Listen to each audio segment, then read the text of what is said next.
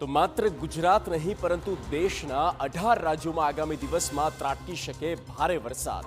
હવામાન વિભાગે કહ્યું છે કે ઉત્તર ભારતથી લઈને દક્ષિણ ભારતના રાજ્યોમાં આગામી દિવસમાં ભારે વરસાદ જોવા મળી શકે.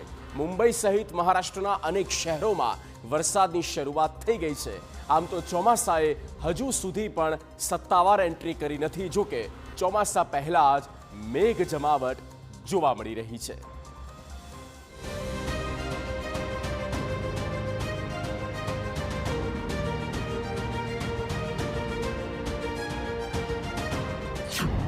દેશમાં ચોમાસા પહેલા તોફાની વરસાદ, 18 રાજ્યોમાં આંધી સાથે વરસાદનું એલર્ટ.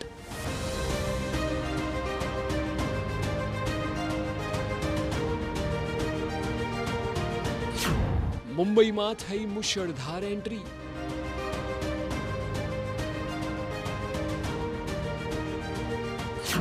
દક્ષિણ ભારતમાં ધોધમાર વરસાદ. દેશના હવામાનનો મૂળ બદલાયો છે. ત્યારે ભારતીય હવામાન વિભાગે દિલ્હી, એનસીઆર સહિત ઉત્તર પશ્ચિમ, મધ્ય અને પૂર્વ ભારતના ઘણા ભાગોમાં આગામી 5 દિવસ એટલે કે 6 જૂન સુધી વાવાઝોડા અને વરસાદ યથાવત રહેવાની આગાહી કરી છે.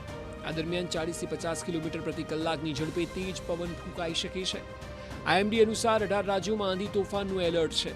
આમ તેજ પવનો સાથે મધ્યમથી ભારે વાવાઝોડાની પણ શક્યતા છે, જેમાં 5 જૂન સુધી રાષ્ટ્રીય રાજધાની દિલ્હીમાં વાદળછાયું વાતાવરણ રહેવાની સાથે વાવાઝોડા સાથે હળવો વરસાદ પડી શકે છે. આઈએમડીની આગાહી અનુસાર દિલ્હી એનસીઆરમાં 40 થી 50 કિલોમીટર પ્રતિ કલાકની ઝડપે પવન ફૂંકાવાની શક્યતા છે. ખાસ કરીને 4 અને 5 જૂનના રોજ 60 કિલોમીટર પ્રતિ કલાકની ઝડપે પવન ફૂંકાશે. આ સમયગાળા દરમિયાન વરસાદ પણ પડી શકે છે, જેને કારણે દિલ્હી અને આસપાસના વિસ્તારોમાં હવામાન ઠંડુ રહી શકે છે. 4 જૂનના રોજ રાજસ્થાન અને જમ્મુ કાશ્મીરમાં કરા પડવાની આગાહી છે.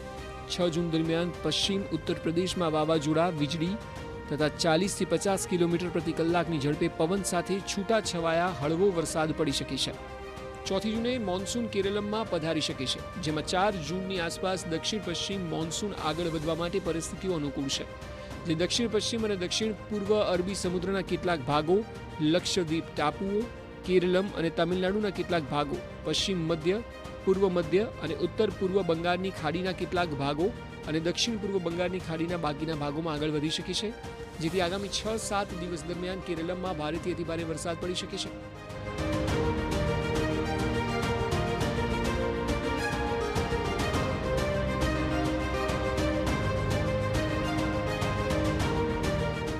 આઈએમડીએ તમિલનાડુ અને કર્ણાટકના વિવિધ ભાગોમાં ભારે વરસાદની આગાહી કરી છે. છેલ્લા 24 કલાકમાં લક્ષદ્વીપમાં અત્યંત ભારે વરસાદ નોંધાયો છે, જ્યારે રાજસ્થાન અને ગુજરાતના કેટલાક ભાગોમાં પણ ભારે વરસાદ પડ્યો છે. આ દરમિયાન હવામાન વિભાગે માછીમારોને 7 જૂન સુધી અરબી સમુદ્ર અને બંગાળની ખાડીના ચોક્કસ વિસ્તારો જેમ કે માલદીવ, કેરળમ, કર્ણાટક કિનારો અને આંદામાન સમુદ્રમાં ન જવાની સલાહ આપી છે. ચોમાસું નજીક આવી રહ્યું છે, ત્યારે બિહારમાં 6 જૂન દરમિયાન તીવ્ર ગરમીનું મોજું આવવાની સંભાવના છે. આઈએમડી મુજબ આગામી 5 થી 7 દિવસમાં અરુણાચલ પ્રદેશ, આસામ, મેઘાલય, નાગાલેન્ડ, મણિપુર, મિઝોરમ અને ત્રિપુરામાં હળવાથી મધ્યમ વરસાદ પડી શકે છે. અરુણાચલ પ્રદેશ અને આસામ, મેઘાલયના કેટલાક ભાગોમાં ભારે વરસાદની ચેતવણી જાહેર કરાઈ છે. પશ્ચિમ બંગાળ, સિક્કિમ, ઓડિશા, ઝારખંડ અને બિહારમાં પણ વિવિધ દિવસોમાં છૂટાછવાયા વરસાદની સંભાવના છે. હવામાન વિભાગે આખા અઠવાડિયા દરમિયાન આંદામાન અને નિકોબાર ટાપુઓ પર મોટા પાયે વરસાદની આગાહી કરી છે. 6 જૂન દરમિયાન જમ્મુ અને કાશ્મીર, લદ્દાખ, હિમાચલ પ્રદેશ અને ઉત્તરાખંડમાં વરસાદની સંભાવના છે. આ સમયગાળા દરમિયાન પંજાબ, હરિયાણા, દિલ્હી, ઉત્તર પ્રદેશ અને રાજસ્થાનમાં પણ વાવાઝોડા અને ધૂળની ડમરી ઉડવાની સાથે હળવાથી મધ્યમ વરસાદની આગાહી છે. મધ્યપ્રદેશ, વિદર્ભ અને છત્તીસગઢમાં આગામી 5 દિવસ સુધી છૂટોછવાયો વરસાદ અને વાવાઝોડા ચાલુ રહેવાની સંભાવના છે. 6 જૂન દરમિયાન પશ્ચિમ ભારતના રાજ્યો કોંકણ, ગોવા, મધ્ય મહારાષ્ટ્ર, મરાઠવાડા પણ વરસાદની સંભાવના છે. હવામાન વિભાગની આગાહી પ્રમાણે મુંબઈમાં મુશળધાર વરસાદની એન્ટ્રી થઈ ગઈ છે. મુંબઈમાં સવારથી જ વાતાવરણ બદલાયું અને અનેક વિસ્તારોમાં વરસાદ જોવા મળ્યો. અનેક વિસ્તારોમાં ભારે વરસાદ પણ ખાબક્યો. વર્સોવા, કોલાબા, મલાડ સહિતના વિસ્તારોમાં ધોધમાર વરસાદ વરસ્યો.